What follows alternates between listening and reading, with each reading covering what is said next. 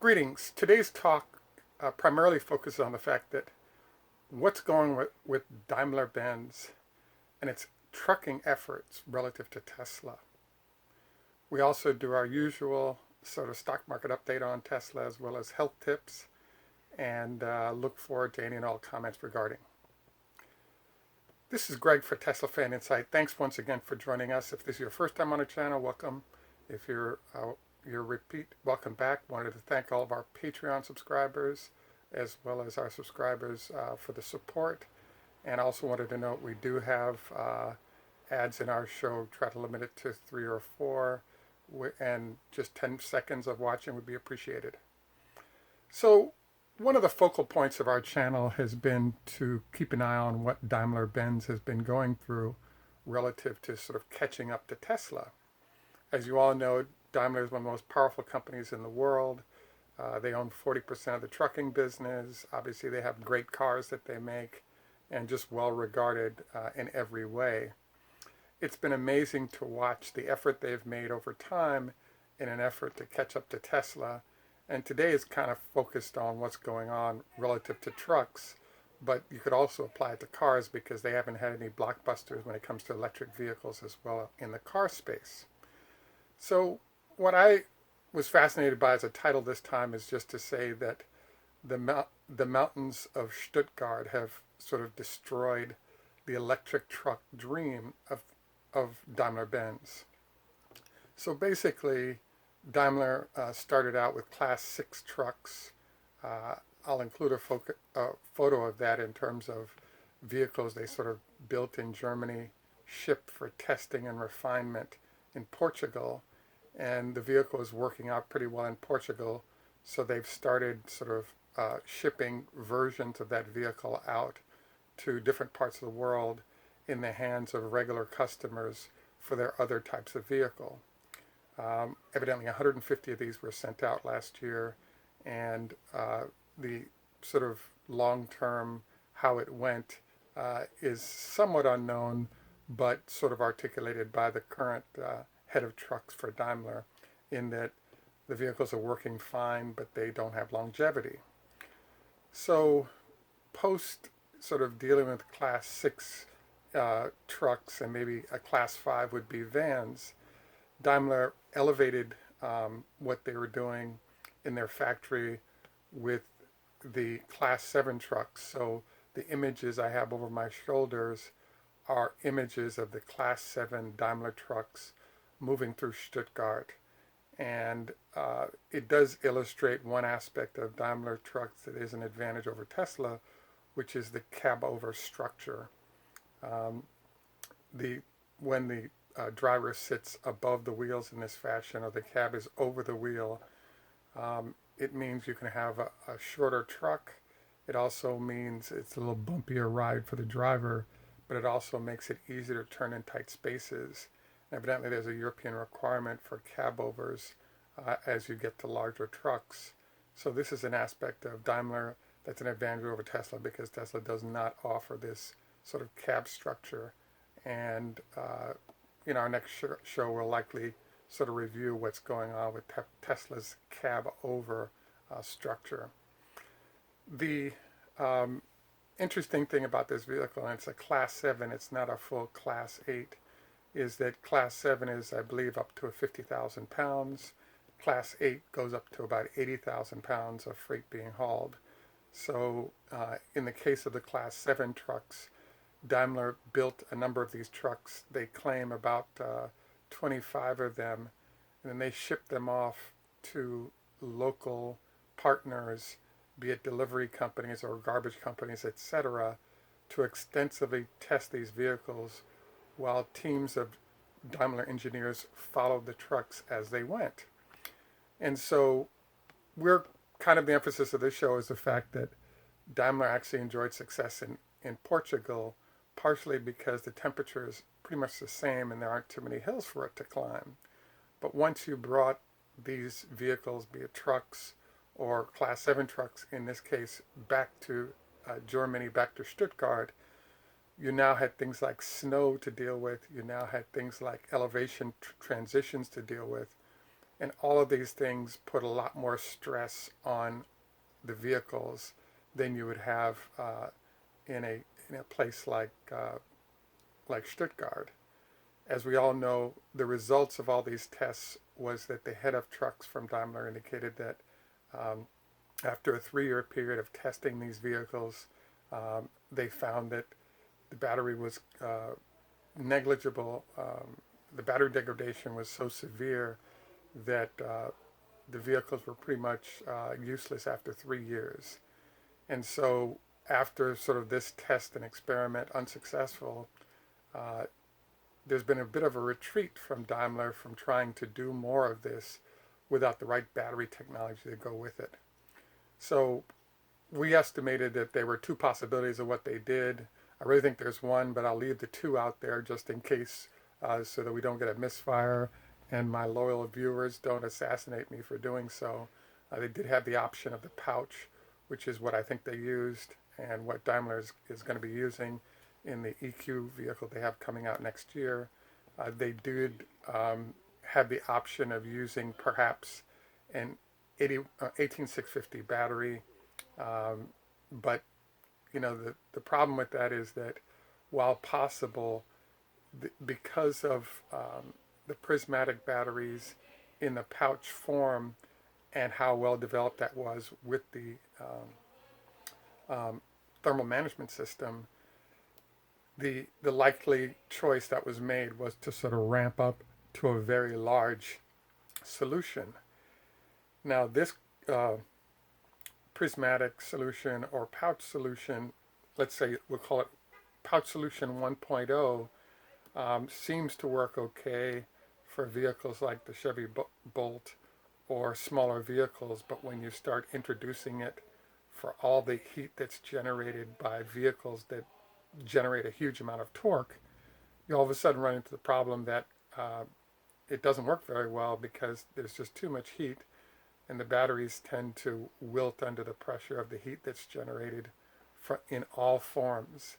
And I say heat that's generated, but you could argue that not only is the heat problem, um, but you also have just general stress that's associated with large amounts of electricity in and out from use or uh, input into the vehicle.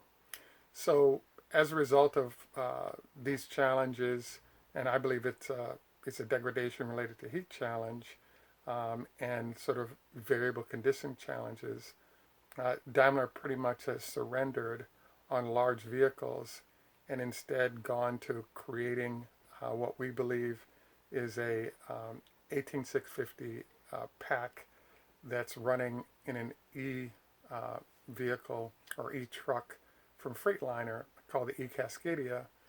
And this vehicle is being tested in the Los Angeles market. And I thought this was kind of interesting choice for several reasons. Number one, it the number of miles put on the vehicle isn't that great in greater Los Angeles. Number two, while there's some mountains, in one or two directions in general, you can stay on flat land as you're running this vehicle aggressively. Number three, by building it with, in this case, we think the technology has moved forward for 18650s to be the battery of choice in this vehicle. It's possible they're using pouches, which I doubt because of the lack of success in Germany that they've had with it. But in essence, it's a less challenging environment to test out these vehicles. And when you look at the amount of weight that's consumed by the lesser batteries that are being used in these vehicles, the fact that the freight that is carried or pulled within the port isn't a huge disadvantage because you can sort of calibrate the amount of weight that's needing to be moved to what the truck is allowed to do. So it seems like a fair test or way for Daimler to ease into the electric world of trucking without going in with a battery that's going to fail like what they experienced in Germany. So, I think this does sort of answer the question of why they didn't choose to introduce it in the port facilities of Washington or Portland, close to their current Freightliner headquarters. But it seems like a real effort is being made to do things that set the company up to be successful as they're able to get suppliers that do batteries that would be truck friendly in the near future. So I'm fascinated by this whole thing just because we all know that Daimler is huge and powerful and rich, and that they can put a lot of money to work to get solutions to problems that other people can't. And the solution of bringing out an electric truck has not proven to be as easy as everyone would have thought, given the amount of money they have and can devote to a solution. And it also, puts them and their suppliers, etc., in jeopardy, because as consumers of all types switch over to electric, Daimler not having a quality solution in a place like trucks, I would say is a little bit embarrassing, and you can see that in some of the comments being made. The next thing I wanted to sort of look at is the fact that while the East Cascadia has come forward and they're going to put all those vehicles that have been developed into the Los Angeles drayage business, I thought it was interesting to contrast the fact that we have the beautiful video of the Daimler Class 7 trucks moving through the streets of Germany, and you'll notice that it's not too cold, not too hot, so therefore the battery doesn't have to work as hard in the images that we have. I was also fascinated by the fact that while Daimler is struggling with a Class 7 truck, we have images of Tesla's Semi climbing the mountains, between or 7,500 feet above is what the mountains are like between the Gigafactory and the Fremont plant. In addition, there have been trips made, but no photos of the same truck rolling through the Colorado Rockies, which I think the peaks are up in the 13,000 foot zone. But the general point is, the true test of any vehicle is what happens when it's extremely cold and you have heavy duty elevation that you have to climb. How does everything that you've built perform? And I think the answer thus far is that, all of the Tesla systems have been running well, and there are a lot of folks collecting data on this to determine how they're going to be applying this technology to their companies once they're allowed to purchase their copies of these vehicles. A sidebar note about this whole thing that I thought was kind of interesting is if you look at the information on the Freightliner, at least in the United States, there's a company called Detroit Diesel and Cummins Engine, and they're the primary two engine sellers when it comes to selling engines to trucking companies. So Daimler-Benz isn't making the engines. They're being made by primarily by these other companies. And there's a question that pops up, which is if in fact Daimler makes the electric motors to go with their trucks, as Tesla is, what happens to the engine manufacturers who are no longer needed, given that these companies are manufacturing their own motors. So I really think it puts a hurting on the business of certain firms that have been doing well under the current model with diesel engines. So obviously, I think the answer is it could be very bad news. So I just think this whole thing is pretty interesting to watch. The last thing that we wanted to focus on today is the true weight of the Tesla Semi. Is an interesting sort of question that's out there. And if you do some calculations of the nature of 5 battery packs at 1,000 pounds a week, or 1,000 pounds each at 5,000 pounds, and about 600 pounds per electric motor times 4, we're ending up in that 6,500 pound zone when it comes to total weight that's added to the regular tractor for a Class 8 semi. So in the case of engines, depending on how you're configured and question mark whether you have a day cab or a long range cab or not, we're within 1,000 or 1,500 pounds of what diesel trucks pull in terms of weight as is. So this is the huge advantage that the 2170 battery offers that gives Tesla trucks a huge, the huge advantage. You get you know, 3 times the range, 20 miles per gallon in equivalent versus 6 miles for a regular tractor trailer. In addition to the same amount of freight can be hauled because there's a fixed 80,000 pounds of weight that's allowed on the road. But in the case of the Semi, you're delivering, um, within 1,000 pounds or so is our estimate, the same amount of weight, for the trailer as a regular diesel vehicle. And this is what's really amazing. As you all know, this is amazing because in the case of the current batteries available to Daimler and others, the battery weight is so heavy that it results in their, a 300-mile battery in the 1850 configuration that can be commonly purchased right now results in a overall truck weight that's above 50,000 pounds, heading for 55,000 pounds. So when you have a max of 80,000 that can be hauled, having battery and truck weigh that much causes it to really not be viable as a way to move freight.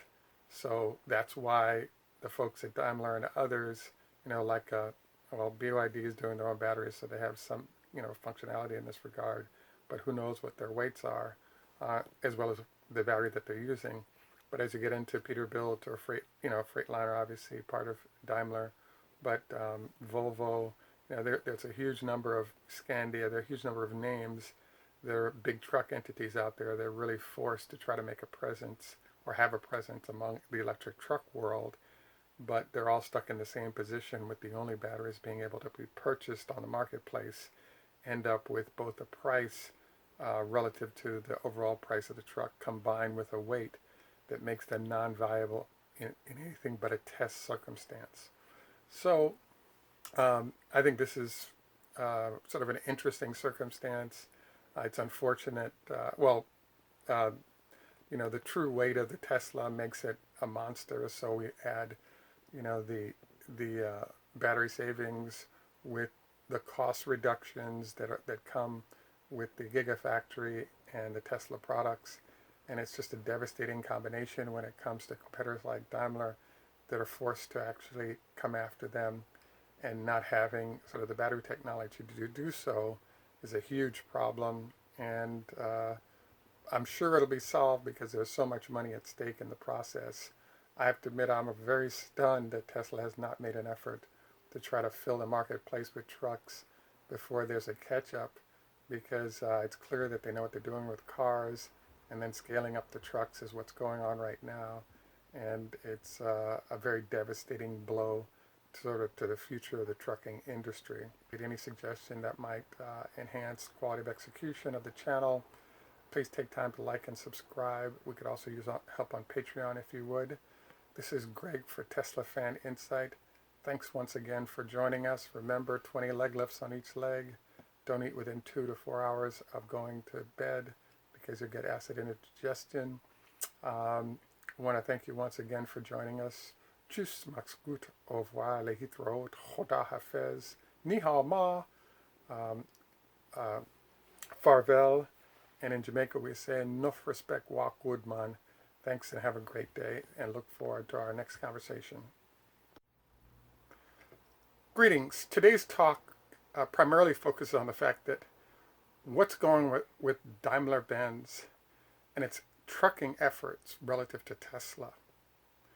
We also do our usual sort of stock market update on Tesla, as well as health tips, and look forward to any and all comments regarding. This is Greg for Tesla Fan Insight. Thanks once again for joining us. If this is your first time on the channel, welcome.